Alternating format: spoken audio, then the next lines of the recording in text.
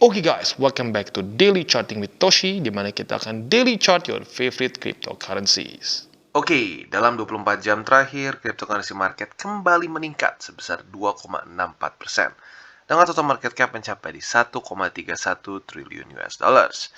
Dan kita bisa lihat Bitcoin kembali masih bertahan di atas 30.000, tepatnya di 30.400-an. Itu merupakan peningkatan sebesar 2,18% dalam 24 jam terakhir.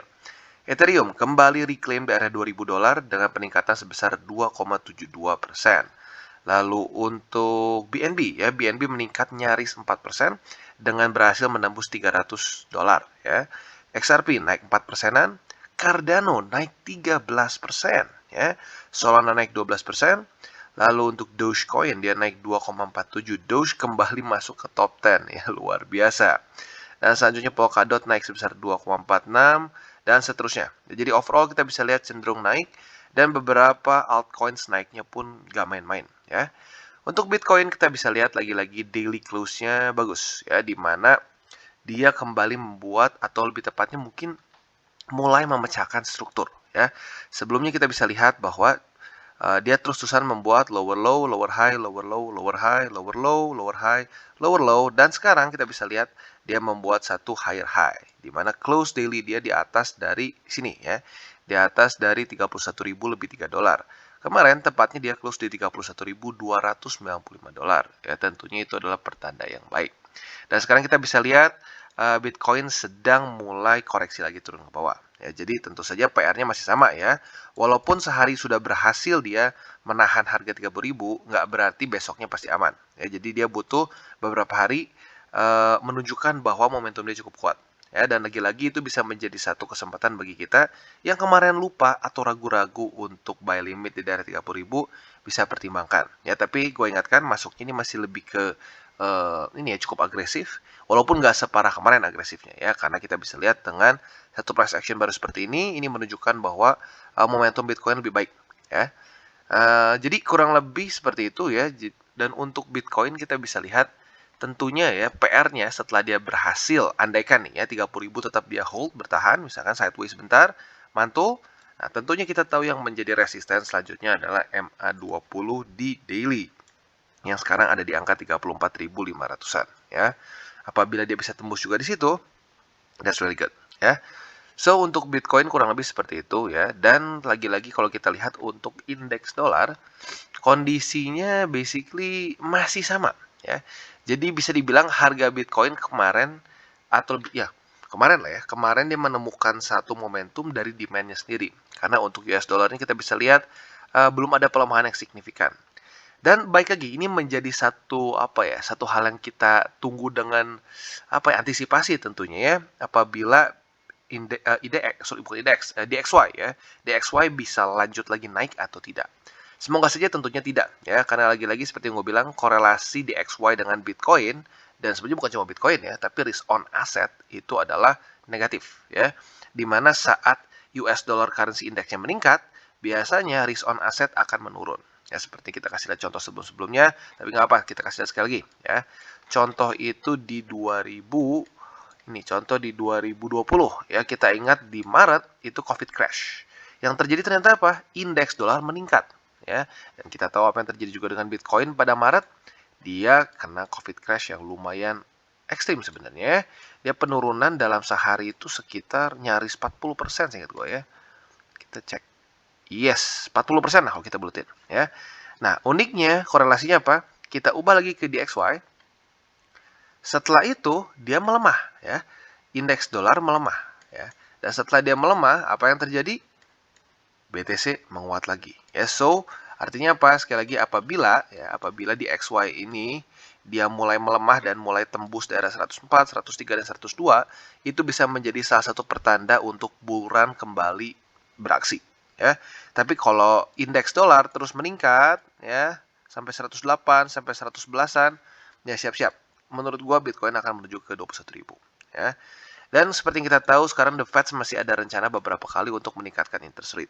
Jadi ya semuanya tetap kita treat with caution. Oke, dan pada hari ini kita akan membahas mengenai regulasi kripto global yang katanya akan hadir di 2023. Langsung kita bahas. Jadi, regulator pasar modal akan meluncurkan badan regulasi kripto global pada tahun depan untuk mengkoordinasikan aturan cryptocurrency dengan lebih baik. Ketua Organisasi Internasional Komisi Sekuritas atau IOSCO yang bernama Ashley Adler mengatakan ledakan mata uang digital seperti Bitcoin adalah salah satu dari 3 area utama yang menjadi fokus otoritas di samping COVID dan perubahan iklim. Ya. Dan selanjutnya kita bisa lihat runtuhnya apa yang disebut sebagai stablecoin Terra USD membuat komite atau ketua komite perbankan Senat pada Rabu mendesak anggota parlemen AS untuk memperkuat peraturan kripto. Ya tentunya ini semakin jadi kental lagi ya teori konspirasinya. Di mana seperti sengaja kayaknya ya nggak tahu nih ya baik lagi teori konspirasi. Ada orang-orang kuat, institusi-institusi kuat yang berhubungan dengan central bankers yang berusaha untuk merusak ya algorithmic stablecoins. Ya kan lagi-lagi untuk Terra USD ini dia algoritmik dan dia berbeda dengan USDT, BUSD dan lain-lain ya. BUSD, Tether, USDC, ya atau Circle, mereka bisa menghentikan transaksi ya alias bisa disensor ya sementara Terra tidak bisa. Maka dari itu ya mungkin ini bisa menjadi salah satu teori konspirasi bahwa ya orang-orang kuat dan orang-orang negara ini berusaha untuk ya menghancurkan atau jangan mereka memang aktor yang menyerang Terra USD ini. Ya, tapi baik lagi, semua masih konspirasi. Ya, kita lanjut. Tapi saya pikir sekarang ini dilihat sebagai salah satu dari 3C, yaitu COVID, iklim, dan kripto. Itu sangat penting. Ya, jadi lucu ya. Mereka ini tuh disebutnya adalah regulator Komisi Sekuritas. Tapi mereka ngurusin COVID, iklim, dan kripto. Ya. 3 hal yang bisa dibilang genre yang sangat berbeda. Kenapa mereka yang ngurus? Nggak ngerti. Ya. Tapi intinya apa? Intinya mereka ingin terus untuk meregulasi lagi. Ya, so intinya simpel ya, mereka ingin terus mengkontrol uang. Siapa sih yang nggak mau kontrol uang? Ya, tinggal pertanyaannya apakah akan membawa dampak buruk terhadap harga dari cryptocurrency market atau tidak? Ya mau tidak mau kita harus tunggu sampai keluar draftnya. Ya, karena kadang-kadang regulasi pun bisa menjadi hal yang baik untuk dunia cryptocurrency. Seperti contohnya misalnya kalau regulasi leverage misalkan ya harus misalkan di bawah dari 100 gitu cuma boleh maksimal 50 atau 20. Tentunya itu akan membantu untuk mengurangi volatilitas. Tapi di waktu bersamaan pun gitu ya ada juga peraturan-peraturan yang seperti nge-ban miners, tidak memperbolehkan pentransferan cryptocurrency di atas dari berapa puluh ribu US dollars, itu bisa membuat harga cryptocurrency drop. Jadi baik lagi harus tergantung dengan apa regulasi yang diberikan oleh para regulator ini ya. Walaupun jujurnya gue masih bingung ya, kenapa sebuah organisasi internasional komisi sekuritas juga mengurus urusan COVID dan perubahan iklim. Kan komisi sekuritas, tapi ya baik lagi ya. We don't know, tapi ya harus siap-siap dengan regulasi kedepannya akan seperti apa. Oke, dan kita balik lagi ke Bitcoin. Ya, jadi untuk Bitcoin tentunya ini movement yang bagus ya. Dia mulai membuat satu higher high. Nah, tetapi ya hati-hati juga jangan sampai terlalu euforik dan kalian beli di resisten. Jadi buat kalian yang ingin averaging Bitcoin bisa pertimbangkan di daerah 30.000 sampai ke daerah 29.400. Itu paling rendahnya ya. Tapi ingat, masuknya ini masih ke agresif, walaupun tidak seagresif kemarin. Ya, perbedaannya kenapa? Karena kemarin belum ada retest. Nah, udah gitu kemarin kita bisa lihat ada retest dan bounce, berarti sekarang resikonya berkurang. Probability dia untuk lanjut naik masih lebih besar daripada kemarin. Ya. Nah, jadi kurang lebih seperti itu. Nah, tetapi di waktu bersamaan kita harus lihat juga ada kemungkinan, masih ada kemungkinan Bitcoin seperti ini ya. Kalau kita ingat di 2018 kita pernah bahas bahwa dia itu Bitcoin sempat membuat sebuah trendline juga mirip seperti di tahun sekarang ya basically. Dia pecah di sini dan apa yang terjadi? Dia ada rally lagi dulu ya. Rally dan akhirnya apa? Dia reject di MA 200. Jadi kita harus siap-siap dengan kemungkinan itu ya. Ada kemungkinan Bitcoin bisa melakukan movement yang sama seperti di 2018 ya. Dia di sini breakout nih ya. Rally menembus 20, 50, lalu tiba-tiba kita reject lagi oleh MA 200 yang mendekat. Ya, jadi ada kemungkinan seperti itu ya. Maka dari itu ingat ya, jangan sampai terlalu over leverage, jangan terlalu kesannya jangan terlalu ekstrim overconfident ya. Pastikan kalian tahu bahwa ada kemungkinan dia bisa mengulangi pola di 2018 di mana dia rally dulu ya, lalu reject lagi oleh MA 200 baru akhirnya kapitulasi akhir ya. Tapi baik lagi ya, itu semua masuknya ke probability dan cara terbaik untuk kita bisa tetap ya mendapatkan posisi adalah dengan ya sudah kita averaging saja Ya, nggak usah kita pikirin ini bisa ke reject atau enggak. Kalau sampai ada kan kita sangat khawatir ini bisa ke reject, ya sudah kita take some profits waktu kena EMA 200. Ya, jadi baik lagi, trading is simple. Ya, yang buat jadi belibet adalah karena kita seringkali over leverage. Kita pengennya besok naik ke sini, pengennya minggu depan tuh udah untung berapa ratus sampai ribu persen. Ya itu yang sulit. Ya. Jadi kurang lebih seperti itu untuk Bitcoin. Sekali lagi gue ulangi, untuk averaging price sekarang ada di daerah 29.400 sampai daerah 30.000. Kalian bisa pilih, ya. Dan buat kalian yang ingin akumulasi Bitcoin dan berbagai macam altcoins lain, jangan lupa juga bisa menggunakan link referral di bawah. Ya, bisa pilih, ada banyak. Dan juga gue ingatkan sekali lagi, DCWT ini bukanlah financial advice dan tujuannya adalah untuk membiasakan para subscriber gue untuk bisa charting. Oke, dan selanjutnya kita masuk ke AVAX. Ya, AVAX overall quite good. Ya, quite good. Dalam 3 hari terakhir dia menunjukkan, ya minimal 2 terakhir lah ya. Pada tanggal 13-nya nggak terlalu bagus banget, karena pada faktanya week-nya cukup panjang. Ya, jadi 2 hari terakhir ini menunjukkan bahwa para buyers masih terus menahan harga dari AVAX. Ya. Tetapi seperti yang kita bisa lihat, MA20, si tukang pukul semakin mendekat. Ya. Jadi tentunya ini sama dengan BTC ya. Apa namanya disebutnya musuh besarnya nih. Final boss-nya menurut gua adalah di MA20 ya. Andai kan MA20 bisa dia taklukkan, probability-nya cukup bagus untuk dia bisa minimal stay di dalam level ini ya. Tapi untuk secara fundamentalnya, secara makronya, mau tidak mau ini semua masih dipegang oleh Bitcoin dan Bitcoin nasibnya masih dipegang oleh the Feds ya. Apakah mereka akan terus menaikkan interest rate atau tidak? Ya, karena lagi-lagi mau sampai gini, suka ada yang bilang, ngapain sih kita tuh mau diatur sama Amerika? Wah, jangan mau diatur sama Amerika. Gini ya, markets itu netral. Ya, markets itu netral. Kenapa dia mengikuti Amerika? Karena mereka yang masih paling kuat. That's it. Gitu. Kalau Amerika kesannya nih, indeks dolar mereka itu nggak kuat, ya sudah, orang nggak akan ada yang peduli. Itu mau indeks loncat dari lantai 10 nggak ada yang peduli. Gitu. Sama dengan misalkan misalkan dolar Zimbabwe gitu, emang ada yang peduli kalau dia hancur? Nggak ada yang peduli gitu. Jadi baik lagi, markets itu netral, mereka mencari patokan dari yang paling kuat. Sekarang yang paling kuat adalah Amerika Serikat dengan indeks dolar mereka ya. Jadi untuk sekarang, baik lagi untuk AVAX, gue pribadi masih belum tambah lagi posisi sebenarnya. Tapi kalau kalian benar-benar ngerasa, bang, gue suka banget AVAX nih, gue misalnya cocok banget sama project mereka, ada nggak bang daerah averaging yang boleh sebenarnya gue masuk nih, tapi resikonya lebih gede, tapi nggak apa-apa gitu. Ya, ada sebenarnya ya, di daerah sini, yaitu di daerah sekitar $30. Ya, bisa dibilang itu juga bantuan lagi angka psikologis juga ya. So buat kalian yang sangat suka dengan AVAX ya dan pengen tetap averaging, boleh pertimbangkan di daerah $30. Tapi sekali lagi gue sarankan, jangan terlalu besar karena lagi-lagi kalau sampai Bitcoin lanjut ke 21.000 ini pasti tembus kemungkinan besar ya. Apalagi kalau the Feds terus nggak beres-beres, hawkish, mau tidak mau AVAX akan juga ketarik lebih parah ya. Oke, dan selanjutnya BNB. Untuk BNB kita bisa lihat dia berhasil close di atas dari Fibo ya. Yang dimana pada tanggal 13 Mei dia di-reject ya. Dia di-reject di sini dan akhirnya berhasil reclaim. Tetapi tipis ya. Maka dari itu kalau tipis kita lihat besoknya. Kalau besok dia atau hari ini tepatnya ya. Kalau BNB hari ini bisa close daily di atas dari sekitar 308. Nah, ini menunjukkan bahwa BNB ini bukan false breakup ya, ada kemungkinan dia bisa lanjut lagi ke atas ya. So untuk BNB sekarang bisa dibilang ya buat kalian yang sudah akumulasi di sini pasti senyum-senyum sendiri karena not bad ya. Not bad ya, itu di sekitar berapa persen nih? 13%. Kalau di daily close kemarin sekitar 18% ya. Jadi ya baik lagi, cryptocurrency adalah market yang cukup volatile ya. Apalagi altcoins. Jadi ya baik lagi kalian harus tahu resikonya dan apabila lu berpikirnya time horizonnya panjang, ya long term akan jauh lebih aman dibandingkan kalau lu pakai duit panas pengen untung besok atau minggu depan ya. Jadi baik lagi untuk BNB walaupun dia mulai berhasil ke atas, gue pribadi nggak berubah secara buy limit ya. Buy limit BNB masih di daerah $263 ya. Karena kalau kita lihat di sini ada possibility kalau sampai ini dia gagal reclaim lagi ya, ini menjadi lagi apa? Lower high ya. So baik lagi untuk safety, apalagi sekarang alt sedang lebih volatile lagi ya, tetap kita pasang buy limitnya di daerah $263.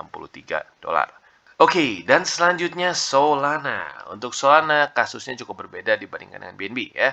Untuk Solana dia berhasil tembusnya dengan cukup signifikan ya. Dan basically sekarang sedang di retest sebagai support ya. Dan sebenarnya buat kalian yang mungkin secara project sangat srek dengan Solana, bisa pertimbangkan untuk buy limit di sini ya. Ini tepatnya tuh di sekitar daerah $55 lebih 38 sen, atau kamu dibulatin $55 lebih 40 sen ya. Apakah ini pasti mantul? Enggak juga. Apakah ini support yang super kuat? Enggak juga. Makanya gue bilang bagi orang yang sangat srek dengan si fundamentalnya dan tertarik untuk terus averaging ya, atau ngerasa bahwa ini harga yang bagus untuk gue averaging Solana, boleh pertimbangkan di situ. Tapi sekali lagi gue ingatkan, ini cenderung nggak terlalu kuat secara support ya. Dan kalau gue pribadi sih ya, untuk Solana, target gue ya, yang menurut gue worth it dengan resiko sekarang, karena kalian tahu lah ya, gue cenderung ke konservatif sampai ke medium ya. Jadi kalau gue pribadi sih akan lebih prefer nunggu di daerah $23 lebih 47 sen. Kalau kena syukur, kalau nggak kena ya sudah, belum rezeki ya. Jadi kurang lebih seperti itu untuk Solana ya.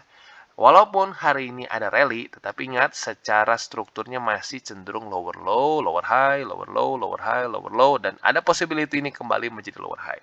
Ya, makanya sekali lagi gue ingatkan, bagi kalian tertarik untuk averaging di sini, masuknya ke high risk, ya bahkan lebih high risk daripada biasanya. Ya, jadi kurang lebih seperti itu. Ini untuk high risk, dan untuk yang konservatif seperti biasa bisa nunggu bersabar di daerah $23 lebih 47 sen.